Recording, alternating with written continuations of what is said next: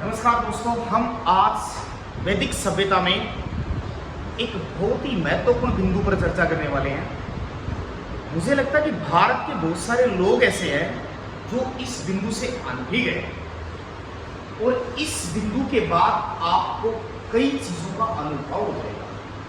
हमें बस उसी अनुभव को खोजना है।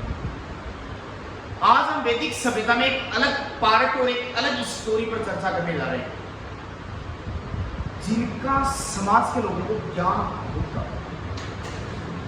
उस बिंदु का नाम है आश्रम व्यवस्था।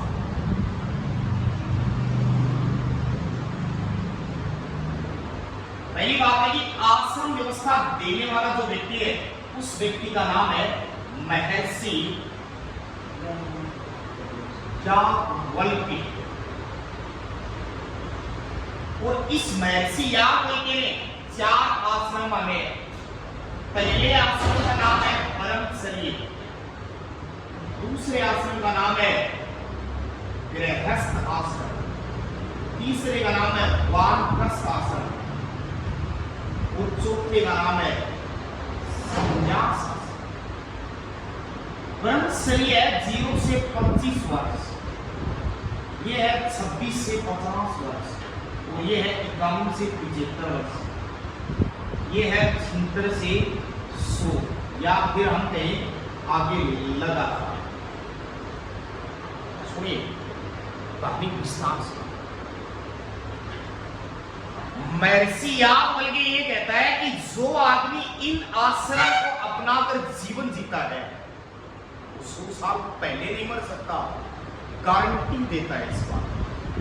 भारत की वैदिक सभ्यता वेद इस बात के प्रूफ है, गारंटर है कि जो मनुष्य महर्षि याज्ञवल्क्य के अनुसार बताए गए मार्ग पर चलता है, वो 100 साल पहले नहीं मरेगा। आइए इन 4 आश्रम का महत्व क्या है, इन आश्रमों में क्या होता है, क्या करना चाहिए, इस बिंदु पर चर्चा करते हैं। महर्षि याज्ञवल्क्य बहुत बड़ा ऋषि था, बहुत महान ऋषि था, बहुत तपस्या की ऋषि। और तपस्या के अनुभव के बाद इसने जो पाया वो 4 आश्रमों में लिखा है। महर्षि याज्ञवल्क्य कहता है कि ब्रह्मचर्य का पालन करना चाहिए। व्यक्ति को 25 साल तक ब्रह्मचर्य का ही पालन करना चाहिए। ये वर्त है। आगे बौद्ध धर्म पढ़ेंगे ना, बौद्ध धर्म है, उसमें एक वर्त है।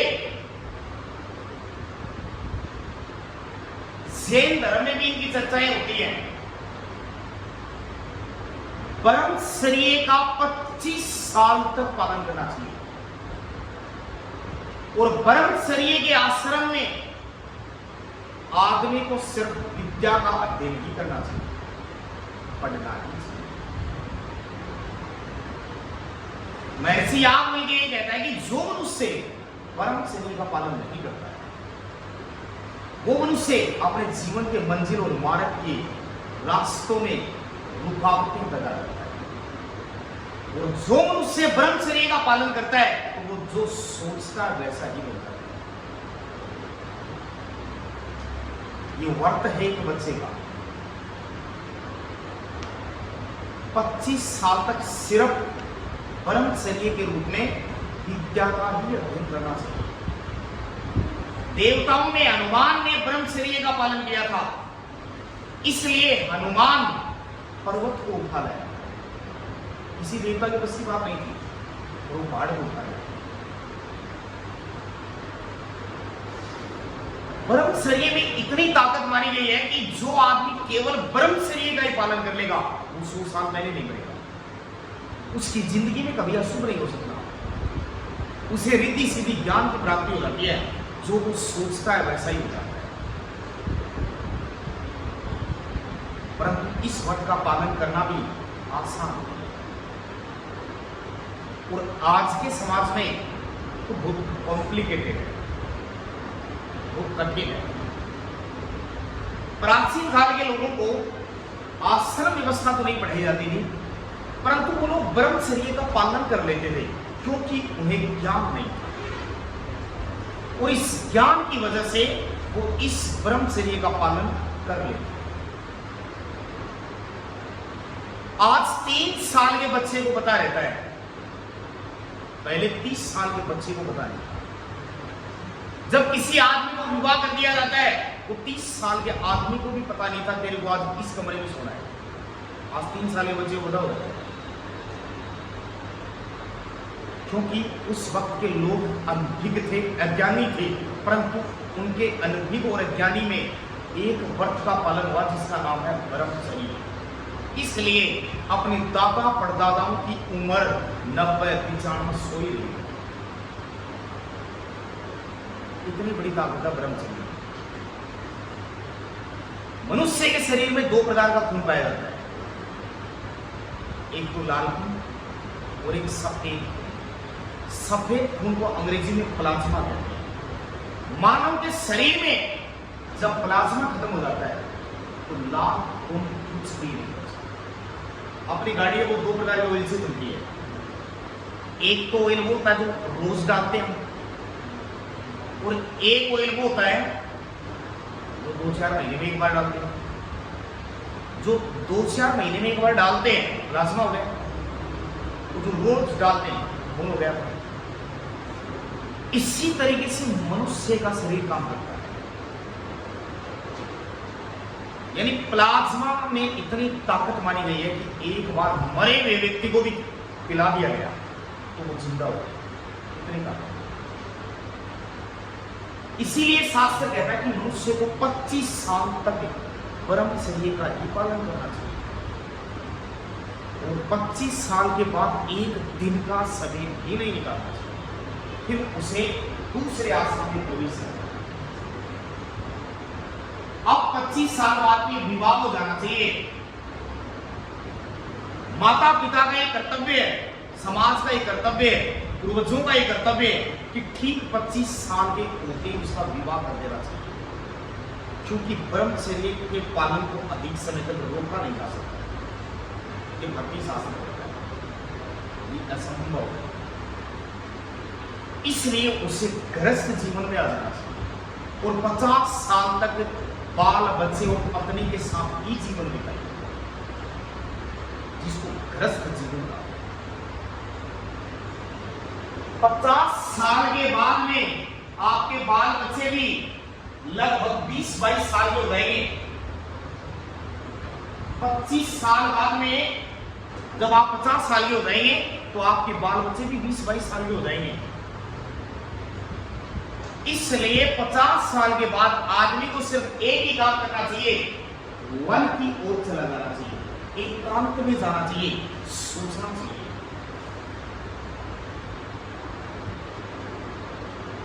और एकांत में जाकर सोच समझकर ईश्वर के प्रति ध्यान रखना चाहिए। घर से मोह माया धीरे धीरे त्यागनी चाहिए। जब ये आदमी 75 साल का हो जाता है तो उसे सब कुछ भूल जाना चाहिए कि मेरे बेटा था, बेटी थी, घर था, परिवार था। केवल मोक्ष प्राप्ति में, ईश्वर की भक्ति में विलीन हो जाना चाहिए। इस तरीके से यदि कोई जीता तो 100 साल पहले नहीं मरेगा। लेकिन महर्षि याज्ञवल्क्य के ये कहता है कि जो मनुष्य केवल ब्रह्मचर्य का ही पालन कर लेता है तो भी वो 100 साल पहले नहीं मरेगा। इन सभी आश्रमों में सबसे महत्वपूर्ण आश्रम कौन सा है? ब्रह्मचर्य। पहला ही आश्रम वास्तविक। आज के समाज में बालकों को कितना भी शिक्षित कर दो, क्योंकि माता पिता के पास कोई शिक्षा नहीं है, और यदि उसके पास कोई शिक्षा है भी तो वो शिक्षा बच्चे मानते नहीं, क्योंकि उन्होंने उस शिक्षा का पालन खुद ने ही नहीं किया। तो फिर माता पिता की शिक्षा का पालन बच्चे भी नहीं। आज समाज के अंदर बहुत सारी समस्याएं पैदा हो गई है, और इतनी बड़ी विकट समस्याएं हैं जिन समस्याओं का कोई सूत्र और उत्तर इस पृथ्वी ग्रह पर नहीं है। समस्या है। आज एक पिता अपनी पुत्री का लालन पालन करता है और 20 साल तक उसे लालन पालन करता है, बहुत कुछ खिलाता है, पढ़ाता है, रोज ध्यान रखता है, हर समय सोचना विचार करता है, तो वही पुत्री को एक ऐसा मनुष्य आता है लाइफ में जो 1 मिनट में पागल बना के ले जाता है। तो वो माता पिता डरे रहते हैं। गलती किसकी है? पुत्री कोई नहीं सकती।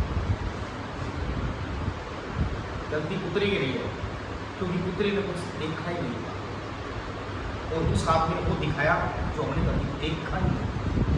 इसलिए माता पिता परिवार भाई बंधु सब, इसलिए प्रत्येक माता पिता को एक निश्चित समय अवधि के बाद अपने बच्चों के साथ मित्रतापूर्ण व्यवहार करना चाहिए। उसे जिंदगी की वो सारी ख्वाहिशें पूरी कर देनी चाहिए। जो ख्वाहिशें बाहर मिलती हैं वो माता पिता को उससे डबल ख्वाहिशें पूरी करनी चाहिए। समाज से बिगड़ ही नहीं सकती, भ्रष्ट हो ही नहीं सकती। और वो माता पिता उन चीजों को उपलब्ध नहीं करवाते। इस वजह से मनुष्य किसी भी तरीके से पागल होकर पूरी दुनिया को परेशान करके और पूरी दुनिया के बीचों बीच अलग रास्ता अपनाता है, जो हमेशा सर्व प्रमाणित गलत रास्ता होता है। और इसी वजह से आज समाज विनाश की कगार पर है। बचपन में माता पिता खूब लाड प्यार करते हैं, बिल्कुल भी नहीं करना चाहिए। जब समय आए उस वक्त लाड प्यार नहीं करना चाहिए, पर उस वक्त वो दूर हो जाता है। आज समाज की सबसे बड़ी विडंबना है वो यही है, एक माता पिता सारी चीजें जानता है, सब जानते हैं, अच्छे से अच्छे कपड़े पहनाइए उसको आप लाकर,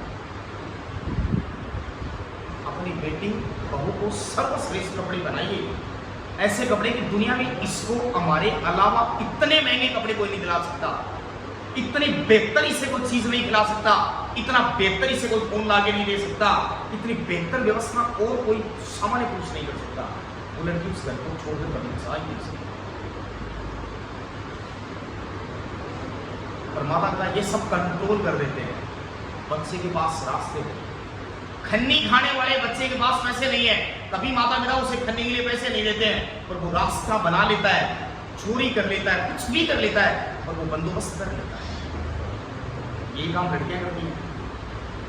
वो रास्ता दोस्ती कोई ऑप्शन नहीं, इसीलिए समाज विनाश नहीं कर रहा है। मैं इस वीडियो से आह्वान कर रहा हूं भारत और नजदीकी समाज को कि आप डरे हुए हैं तो ये डर निकाल दीजिए।